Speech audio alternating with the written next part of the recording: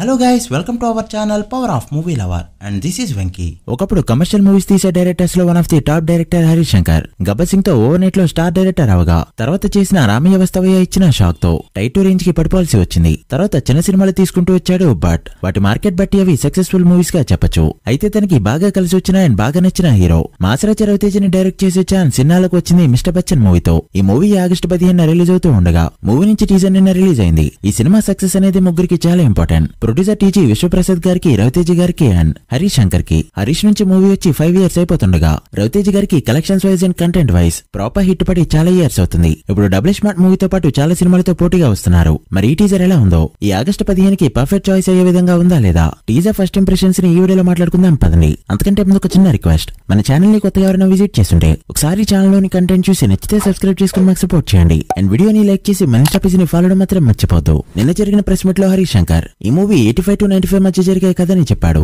దీన్ని ఎక్స్ప్లోర్ చేస్తూ teaser starting లోనే హమ్ ఆప్కే ఐకాన్, అదే మన ప్రేమలయం సినిమా రిఫరెన్స్ తో స్టార్ట్ చేశాడు. ఈ బ్యాక్ డ్రాప్ చెప్పినప్పుడే అనుకున్నా ప్రేమ పౌరాలు ప్రేమలయం వంటి రిఫరెన్స్ లో ఉంటాయని. 90s లో ఫ్యామిలీస్ కి ఈ సినిమాలకు ఎమోషన్. ఇక అన్ని హరీష్ శంకర్ సినిమాలోనే ఒక క్యూట్ లవ్ స్టోరీ, అందులోనూ 80s 90s బ్యాక్ డ్రాప్ అంటే ఎలా ఉంటుందో ఆల్రెడీ గద్దలకొండ గణేష్ మూవీలో మనం చూసాం. వింటేజ్ ఫీల్ ఇచ్చేలా రవితేజ లుక్, ఆ లొకేషన్ సెటప్, కలర్ గ్రేడింగ్ అన్ని బాగున్నాయి. అండ్ మెయిన్ గా చెప్పుకోవాల్సింది హీరోయిన్ ని చూపించిన విధానం. హరీష్ శంకర్ సినిమాల్లో హీరోయిన్స్ అంటే ఆడియన్స్ కి ప్రెజెంట్ చేయడంలో హరీష్ శంకర్ సెపరేట్ కేర్ తీసుకుంటాడు. అండ్ ఇందులో కూడా హీరోయిన్ కనిపించిన ప్రతి షాట్ ని బ్యూటిఫుల్ గా తీశాడు. ఇక టీజర్ లో మెయిన్ పాయింట్ వచ్చేసి బ్లాక్ మనీ. హీరోని మూవీలో ఇన్కమ్ ట్యాక్స్ ఆఫీసర్ గా చూడబోతున్నాం. ఇన్కమ్ ట్యాక్స్ డిపార్ట్మెంట్ ఆఫీసర్ తో ఏం కమర్షియల్ బొమ్మ తీస్తావని అనుకోవచ్చు. అక్కడుంది హరీష్ పై కాబట్టి కమర్షియల్ గా ఏదైనా పాసిబులే. బట్ 85 to 95 బ్యాక్ డ్రాప్ లో బ్లాక్ మనీ ఎంత విధ్వంసం క్రియేట్ చేసింది అనే దాన్ని ఎలా చూపిస్తారన్న ఇంట్రెస్ట్ అయితే క్రియేట్ అయింది. అయితే నాకు పర్సనల్ గా మైనస్ అనిపించింది హీరో డైలాగ్ డెలివరీ. అప్పచెప్పినట్టుండే ఈ మోడ్యులేషన్.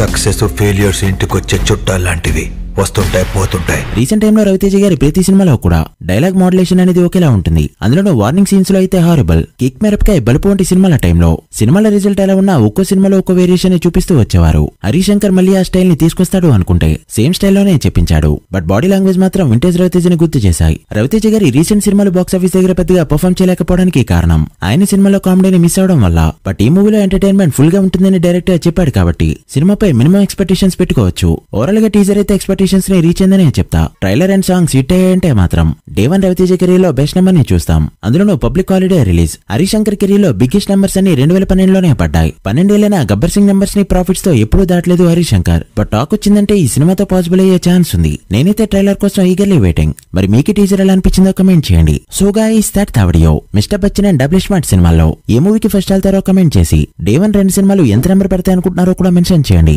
అండ్ వీడియో నచ్చితే లైక్ చేసి మీ ఫ్రెండ్స్ అండ్ ఫ్యామిలీ మెంబర్స్ కి షేర్ చేయండి. మరొక ఇంట్రెస్టింగ్ వీడియోతో మళ్ళీ కలుద్దాం. అప్పటి వరకు signing off, power of movie lover. Thank you.